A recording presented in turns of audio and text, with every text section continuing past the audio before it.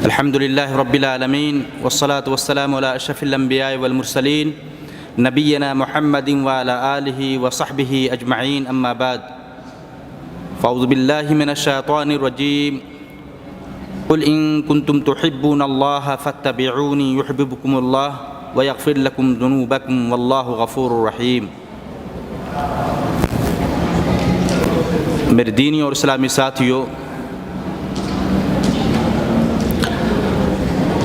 آج کا موضوع ہے عید میلاد النبی کی شرعی حیثیت۔ عید میلاد النبی منانا شریعت کی نقطۂ نگاہ سے کیسا ہے، جسے عربی میں کہیں گے حکم الاحتفال بالمولد النبوی۔ میرے بھائی، اللہ تعالیٰ کا فرمان ہے قل ان کنتم تحبون اللہ فاتبعونی یحببکم اللہ ویغفر لکم ذنوبکم واللہ غفور رحیم۔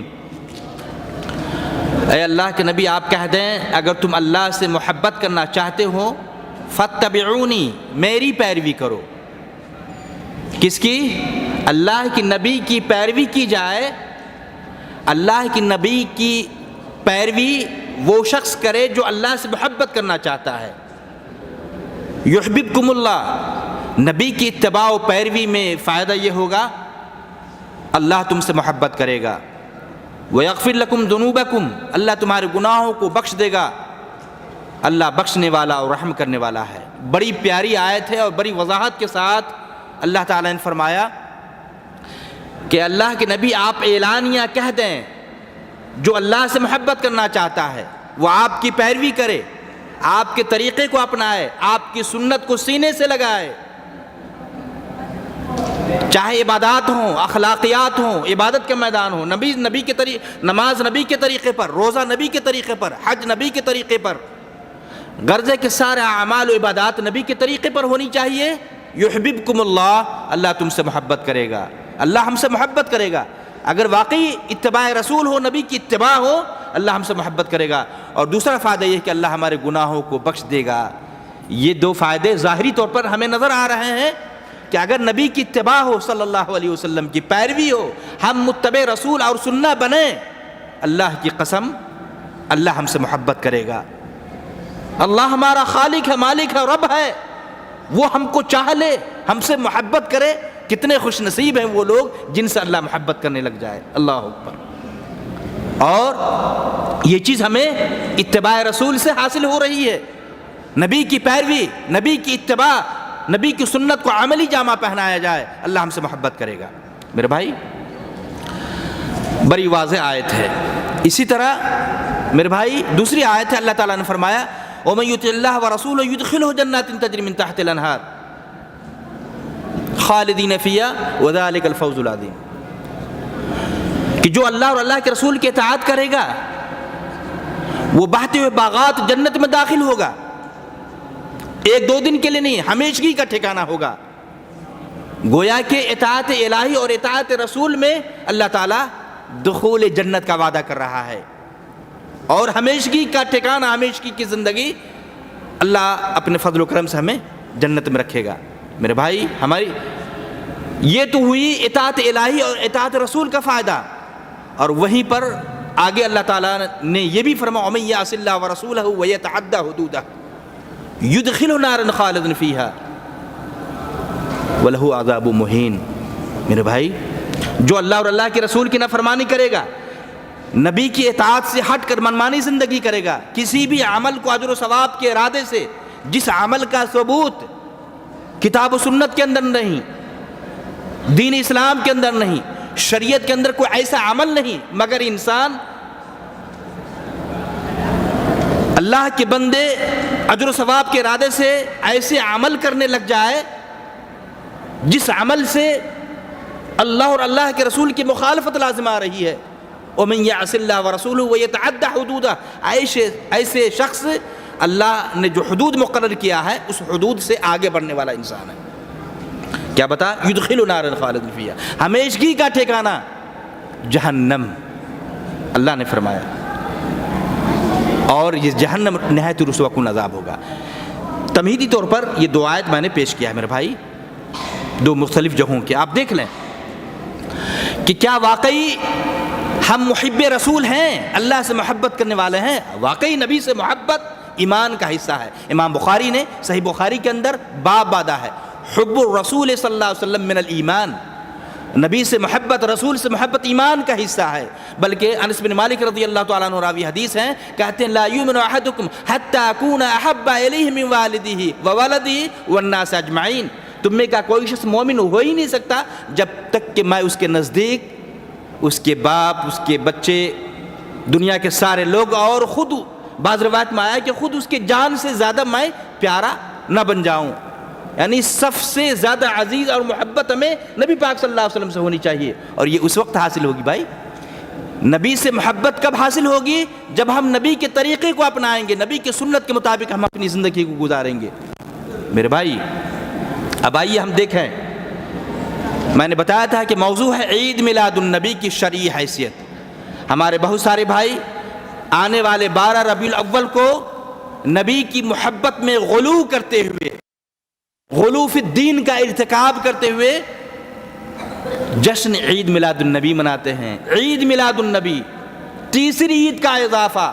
شریعت نے, دین اسلام نے ہمیں 2 عیدیں دی ہیں, عید الفطر اور عید الاضحیٰ. تیسری عید کی گنجائش نہیں ہے میرے بھائی. لیکن ہمارے بھائیوں نے اس جشن میلاد النبی کو عید کا درجہ دیا ہے. عید, تیسری عید. اگر ہم واقعی عید میلاد النبی کو تیسری عید جیسا کہ نام سے واضح ہے اگر مانتے ہیں عملی طور پر اور یقین بھی کرتے ہیں, تو گویا کہ ہم نے دین میں اضافہ کیا, جبکہ دین اسلام مکمل ہو چکا ہے. الیوم اکملت لکم دینکم واتممت علیکم نعمتی ورضیت لکم الاسلام دینا. اللہ کے فرمان کے مطابق دین اسلام مکمل ہو چکا ہے. نبی کی زندگی میں ہم نہ اس میں کمی کر سکتے ہیں, نہ اضافہ کر سکتے ہیں, نہ ہم کچھ اعمال عبادت کے غرض سے اس میں ڈال سکتے ہیں اور نہ اس میں سے ہم نکال سکتے ہیں. میرے بھائی دین اسلام مکمل ہو چکا ہے.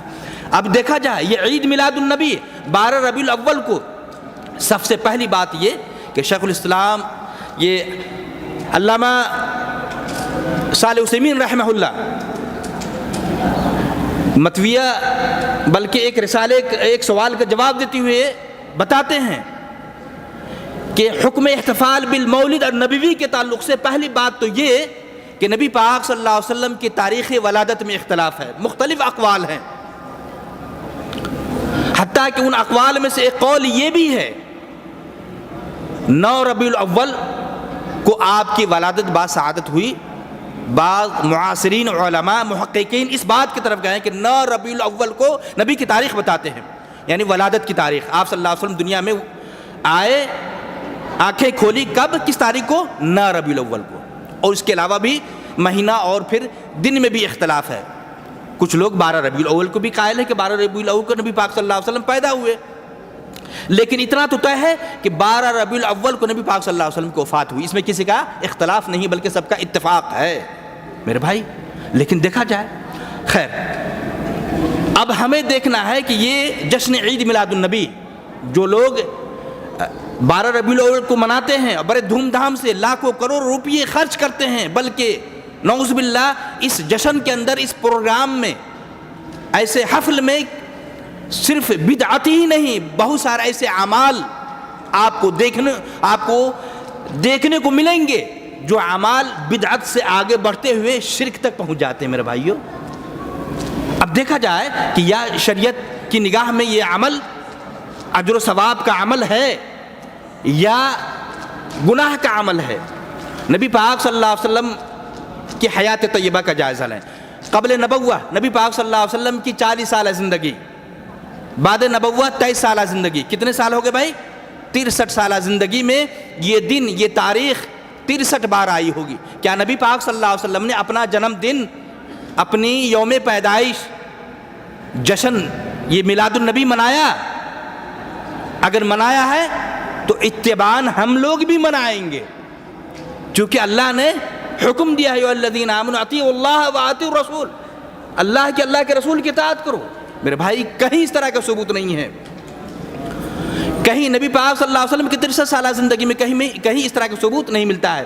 اسی طریقے سے آپ سے بے پناہ محبت کرنے والے خلفائے راشدین رضی اللہ عنہم، جن کی 30 سالہ دور خلافت ہے، ابو بکر، عمر، عثمان، علی رضی اللہ عنہم، کسی کے دور خلافت میں اس طرح کا عمل عید میلاد النبی کا ثبوت نہیں ملتا ہے، جبکہ ان کا دور تھا، ان کی حکومت تھی، لیکن کسی نے نہ تو خود منایا یہ جشن عید میلاد النبی اور نہیں منانے کا حکم دیا۔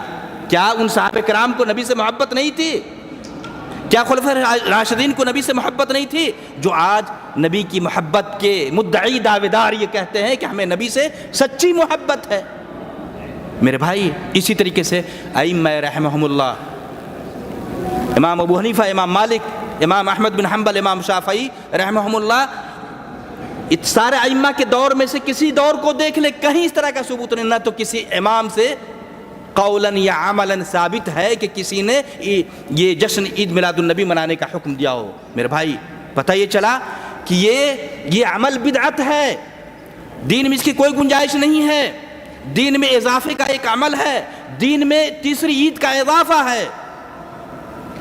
اللہ کے نبی پاک صلی اللہ علیہ وسلم نے فرمایا، من احدث فی امرنا ھذا ما لیس منہ فہو رد، جس شخص نے، صحیح بخاری کی روایت ہے، دین میں نئی بات کا ایجاد کیا وہ مردود ہے، عند اللہ مقبول نہیں ہوگا۔ صحیح مسلم کی روایت ہے، من عمل عملا لیس علیہ امرنا فہو رد، رواہ مسلم، جس شخص نے کوئی ایسا عمل کیا جس پر ہمارا حکم نہیں ہے، نبی کا عمل نہیں ہے، نبی کا حکم نہیں ہے، وہ مردود ہے، عند اللہ مقبول نہیں ہوگا۔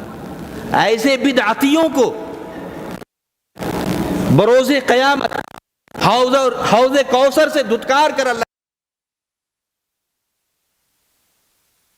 کہ کچھ لوگوں کا اللہ کے نبی کہیں گے یہ تو میرے آدمی ہیں، کہا جائے گا اللہ کے نبی انک لا تدری ما احدث بعدک، اللہ کے نبی آپ نہیں جانتے، صحیح بخاری کی روایت ہے، آپ نہیں جانتے آپ کے جانے کے بعد انہوں نے دین میں کیسی کیسی نئی بدعتیں ایجاد کی، دین سمجھ کر اجر و ثواب کے ارادے سے کام کیا۔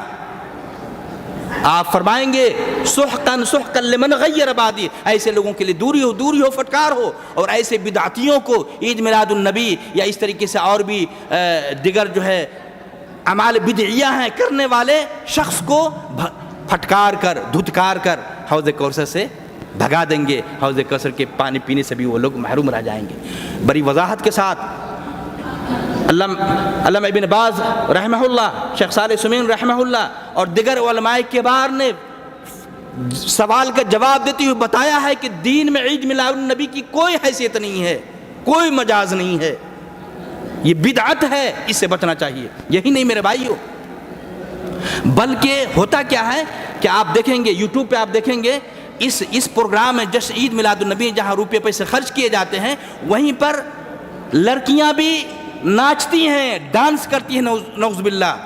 افسوس کی بات ہے، یہ اظہار ہے نبی کی محبت کا، نبی کی نافرمانی کھلے عام ہو رہی ہے اعلانیہ، بلکہ نبی پاک صلی اللہ علیہ وسلم کو عالم الغیب تصور کیا جاتا ہے، جبکہ اللہ نے فرمایا قل لا املک لنفسی نفعا ولا ضرا الا ما شاء ولو كنت عالم الغیب لاستكثرت من الخیر وما مسنی السوء۔ صراحتاً نفی کی گئی ہے کہ اللہ کے نبی آپ کہہ دیں کہ آپ بھی اپنے نفع نقصان کا مالک اپنے نفس کے لیے نہیں۔